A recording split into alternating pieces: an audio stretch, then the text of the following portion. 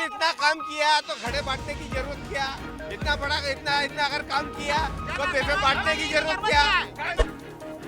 लग रही कांग्रेस आ रही। रीना बोरासी की टिकट पक्की हो चुकी है तो रीना बोरासी ही जीतेगी और 1 लाख वोट से ज्यादा से। नहीं, स्थानीय मुद्दे क्या, देखो इनने क्या काम तो कुछ करा नहीं, खाली झूठी घोषणाएं करी। तुलसीराम सिलावट जी के आने के बाद जो विकास हुआ है, मैं देखता हूँ कि उतना विकास कहीं भी पूरे प्रदेश में नहीं हुआ है। हजारों करोड़ों का उन्होंने विकास किया है। नमस्कार, पब्लिक मीटर में आपका स्वागत है और मैं आज मौजूद हूं सांवेर विधानसभा में, जहां पर आप ये नज़ारा देखेंगे सिलोटिया गांव का, जहां पर ग्रामीण अपनी जान को जोखिम में डालकर इस नदी को क्रॉस करते नजर आ रहे हैं। ग्रामीणों के जो खेत हैं वो नदी के उस पार हैं और नदी के उस पार जाने के लिए ये जुगाड़ की नाव का यहाँ पर इस्तेमाल करना पड़ता है और इस नाव से ये इस पुलिया को पार करते हैं। इस पुलिया को पार करने में पिछले दिनों एक ग्रामीण की भी यहाँ पर मौत हो चुकी है। यहाँ पे मेरे साथ में ग्रामीण मौजूद हैं। दादा, इसमें एक मौत भी हो चुकी है यहाँ पर और लंबे समय से इसकी मांग कर रहे हैं। इसकी स्वीकृति हो चुकी है। इस स्वीकृति में अभी ये कुछ आचार संहिता लगने के कारण से इसके पैसे पंचायत में 10 लाख रुपए आ चुके हैं। इसका पता आप कर सकते हैं और ये पुल तुरंत चुनाव के बाद शीघ्र बन जाएगा। दादा, इस पुलिया की स्वीकृति की बात यहाँ पर कर रहे हैं कि स्वीकृति हो चुकी है। कितने समय से इस पुलिया के लिए आप लोग यहाँ पर लड़ाई लड़ रहे हैं? हम बहुत छोटे थे, मतलब 94-92 में लगातार यहाँ पर सक्रिय हूँ। मेरी माताजी जनपद सदस्य रही, मैं भी जनपद सदस्य रहा। माननीय मंत्री जी से हमने बहुत सी बार निवेदन किया, परंतु उन्होंने कुछ नहीं किया। यहाँ पर सरपंच, ग्राम पंचायत के मंडलाउदा जो सरपंच है जीवन सिंह चौहान, उनको कह के हमने ये चलित पुल यहाँ पर बनवा दिया था। वो कुछ दिन चला और टूट गया क्योंकि पानी यहाँ बहुत ज़्यादा रहता है। समझ में नहीं आता कि सिलोटिया गांव एक ऐसा गांव है, चाहे वो मंत्री जी भाजपा में रहे हो या कांग्रेस में, उनको एक तरफा वोट दिया। मंत्री जी बातें बड़ी बड़ी करते हैं। मैं ये कहता हूँ, दावे के साथ में कहता हूँ कि यहाँ पर एक युवा की मौत हो गई, उसके लिए मात्र 15-20 लाख रुपये मंत्री जी के पास में नहीं है। मंत्री जी से बड़ा भ्रष्ट मैंने आज तक नहीं देखा। 4.5 करोड़ की डैम सिलोटिया में जहाँ पर जरूरत नहीं हुआ, साल भर 20 फीट पानी भरा रहता है। हम, मेरे मित्र बहुत बढ़िया व्यक्ति हैं। मेरा निवेदन है कि ये कम से कम सही तो बोले कि 4.5 करोड़ का डैम सिर्फ भू माफिया फुरेंस फंगवी को इन्होंने फायदा पहुंचाने के लिए बना दिया। गंभीर नदी में 25 करोड़ के डैम जहाँ पर जरूरत नहीं है वहाँ पर बना दिए। मतलब सिर्फ मंत्री जी को कमीशन के अलावा कुछ नहीं दिखता। दिन भर उनका पुत्र चिंटू सिलावट अधिकारियों से वसूली करता है, लोगों को डराता है, इसके अलावा कोई काम नहीं। मतलब इसके दूसरे नेता भी रहे। अच्छा दादा, चुनाव की तारीख नज़दीक आ रही है, ऐसे में अपने प्रत्याशी को आप कैसे देखते हैं? कैसा आपका प्रत्याशी होना चाहिए? अभी फिलहाल यहाँ से बीजेपी से मंत्री तुलसी सिलावट को प्रत्याशी घोषित कर दिया है, कांग्रेस से भी प्रत्याशी घोषित नहीं हुआ है। क्या लग रही है उम्मीद? उम्मीद लग रही कांग्रेस आ रही। रीना बोरासी की टिकट पक्की हो चुकी है और रीना बोरासी ही जीतेगी और 1 लाख वोट से ज्यादा से जीतेगी। दादा, क्या लग रहा है इस बार? जिताएंगे, रीना बोरासी को ही जिताएंगे। अच्छा, अगर मैं स्थिति की बात करूं यहाँ की सांवेर विधानसभा की, तो क्या स्थिति है? क्या बोल रहा है पब्लिक का मीटर मंत्री जी को लेकर? सांवेर में स्वर्णिम और समृद्ध सांवेर का शिल्पकार हमारे माननीय तुलसी सिलावट जी है। मैं यहाँ का बात करूँ, 10 लाख रुपए, जैसे हमारे अध्यक्ष महोदय ने बताया 10 लाख रुपए यहाँ के दिए। हमारे यहाँ पे 15 लाख रुपए का सामुदायिक भवन, बेलदार मोहल्ले में 3 लाख के भी सीसी रोड बनवाई।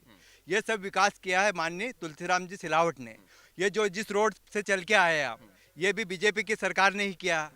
इसके पहले 7 साल से कांग्रेस का सरपंच था, उन्होंने कुछ भी नहीं किया। तो इन लोगों को क्या है, विकास नहीं दिख रहा है। 7 साल पहले यहाँ पे कांग्रेस के सरपंच था, उनके द्वारा कुछ भी कार्य। अच्छा, इस बार क्या लग रहा है, क्या उम्मीद है, कौन यहाँ से जीतने की उम्मीद लग रही है आपको?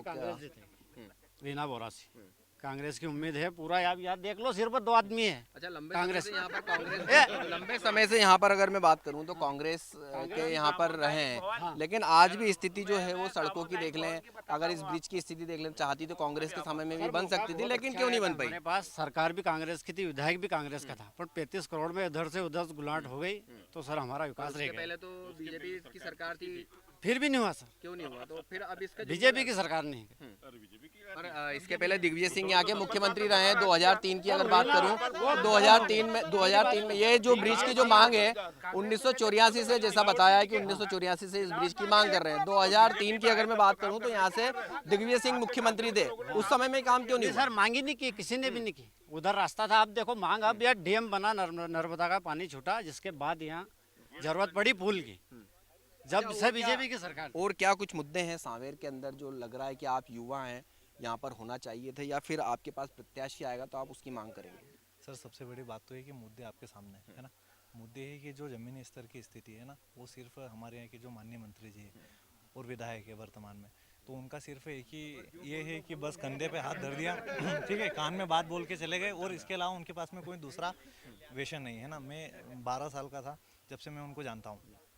उनका काम ही सिर्फ इतना है कि इनका नाम है हाँ दिनेश, क्या हुआ हाँ दिनेश, बस हाँ राजा, ये हुआ, ऐसे करके सबको इधर उधर ले जाएं और बस इतने में काम बात खत्म। करूं अगर युवाओं की, तो यहाँ पे एजुकेशन की क्या स्थिति है और क्या चिकित्सा व्यवस्था यहाँ पर ठीक है?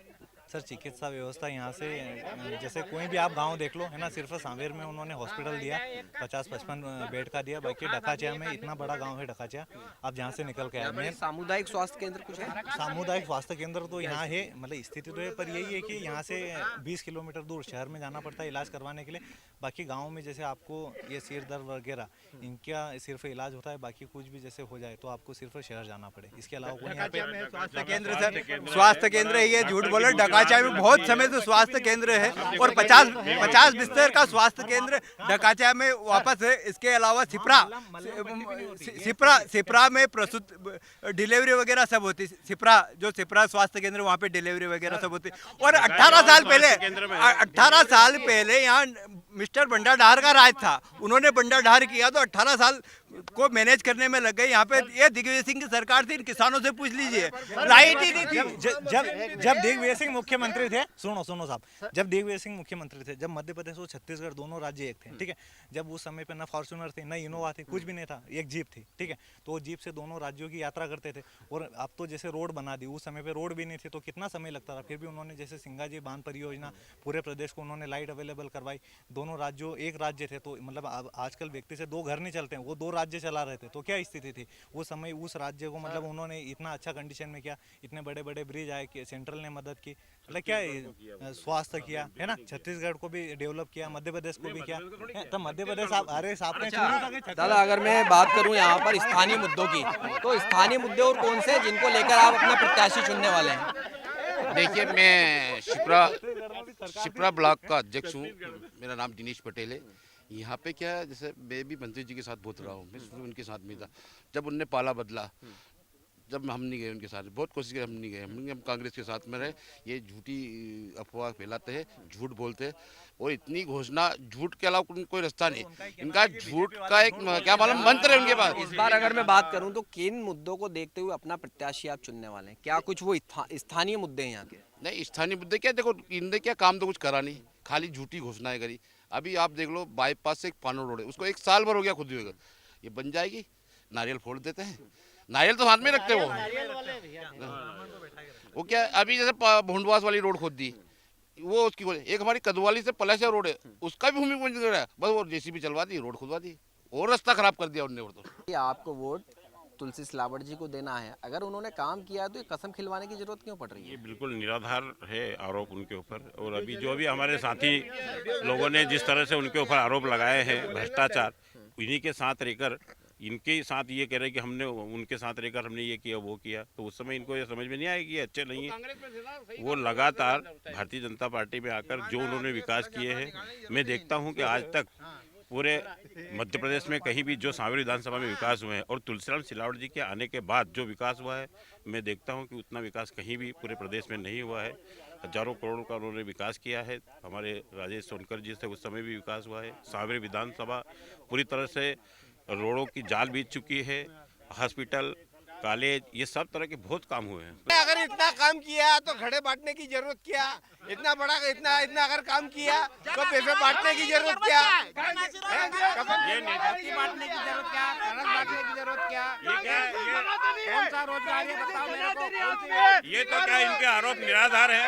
ये सिर्फ इसे ये हमारे नेताजी का काम ही है कि कैसे बदनाम किया जाए बीजेपी को। लेकिन तो ये कांग्रेस और बीजेपी के कई समर्थक हैं जिनका कहना है कि यहाँ पर कांग्रेस ने काम नहीं किया और बीजेपी का कहना है कि यहाँ पर काम हुआ है। लेकिन वाकई में यहाँ पर क्या स्थिति है ये तो आने वाले समय में यहाँ पर स्थानीय मतदाता जो वो यहाँ पर दिखाएंगे। कैमरामैन केशव मराठा के साथ इंदौर।